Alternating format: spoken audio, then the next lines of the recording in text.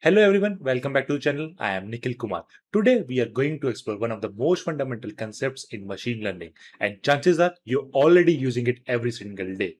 So let me show you what I mean. How does Netflix know what you will watch next? How does Amazon know what you will buy? And how does a bank detect a fraudulent transaction? At first glance, these seem like completely different problems, but they all are powered by just a few machine learning techniques. In the previous video, we learned the difference between training and inference. Now the next question is, what exactly a machine learning model is trained to do? Because predicting house prices, detecting spam, recognizing images, and recommending products are all machine learning, but they solve very different types of problem. In this video, I will explain the 4 machine learning concepts every DevOps engineer should know.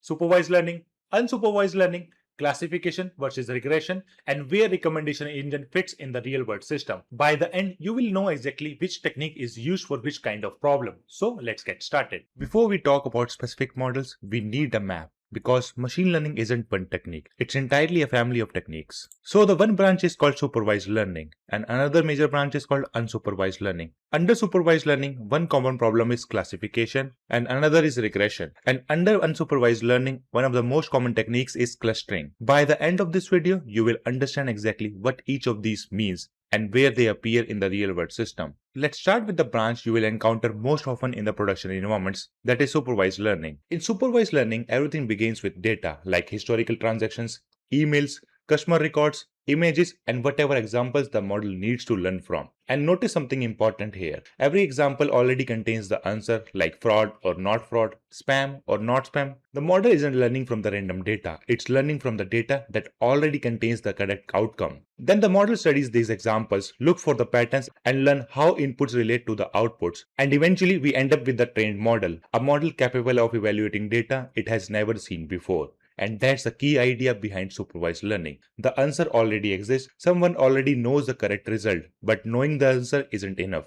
We still need to decide what kind of answer we are trying to predict. And that's where supervised learning splits into two major categories, classification and regression. So let's start with the classification first. Classification predicts categories like fraud or not fraud, spam or not spam, approved or rejected. The output belongs to the predefined class. Most business machine learning systems are actually classification systems like fraud detection, email filtering, and medical diagnosis. They are all classification problems. But not every prediction is a category. Sometimes we need a number like a house price, a sales forecast, and energy demand. That's regression. Regression predicts value, not categories. Regression models are commonly used for forecasting like revenue estimation, demand prediction, capacity planning, and the business forecasting. Classification predicts what bucket something belongs to, and regression predicts how much of something to expect. So far, every example we have seen has something in common, like fraud labels, spam labels, house prices, known answers. But what happens when those answers don't exist? And what happens when we only have a raw data? And that's where unsupervised learning enters the picture.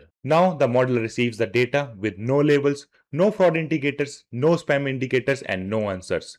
Just the data and patterns waiting to be discovered. The model starts looking for a relationship and trying to identify similarity and the separate things that behave differently. Maybe these customers behave similarly, maybe this group has completely different purchasing habits, and maybe another group behaves differently again. And this process is called clustering, and it's one of the most common forms of unsupervised learning. Nobody tells the model what the groups are. The model discovers them, and that's what makes unsupervised learning so powerful, because sometimes discovery pattern is more valuable than predicting outcomes. And that brings us to one of the most common machine learning system people interact with every day, that is recommendation engine. We have covered classification, regression, and clustering, but where the recommendation fits in. Are they another type of machine learning? Recommendation systems aren't a separate type of machine learning. Instead, they combine multiple techniques depending on the problem they are trying to solve. When Netflix recommends a movie or Amazon suggests a product. And that's why recommendation systems are so powerful. They are not powered by a single model. They combine several models working together to deliver the best recommendation. And all of them are built using the same machine learning concepts we have covered in this particular video. Let's see what that looks like in the practice. So your fraud detection is classification, spam filtering, that is also classification, house price prediction, that is regression, sales forecasting, that is also regression, cluster segmentation, that is clustering, and movie recommendation, that is recommendation systems. And this is how machine learning appears in production. Different business problems and different machine learning techniques. But once these models moves into production, something interesting happens. Most machine learning systems in production are doing one of the 4 things. They are the classifying, predicting, grouping, or recommending. While the business problem may be different, these are the core building blocks behind every machine learning application. But once this model moves into production, the challenge changes. We are no longer focused only on training models. Now we need to deploy them, scale them, monitor them, and keep them running. And that's where DevOps and MLOps comes into the picture. So far in this series, we built the foundation. We have understood why MLOps exist, how the machine learning pipeline works, the difference between training and inference, and the major types of machine learning system. But understanding theory is only the first step. Now it's time to build something. In the next video, we will train our very first machine learning model from scratch.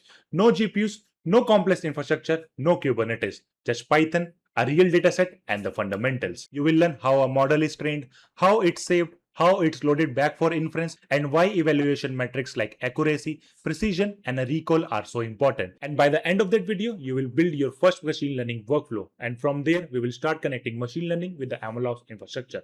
If you found this video helpful, hit like, share it with your friends, and subscribe for more content like this. Thanks for watching. I will see you in the next one.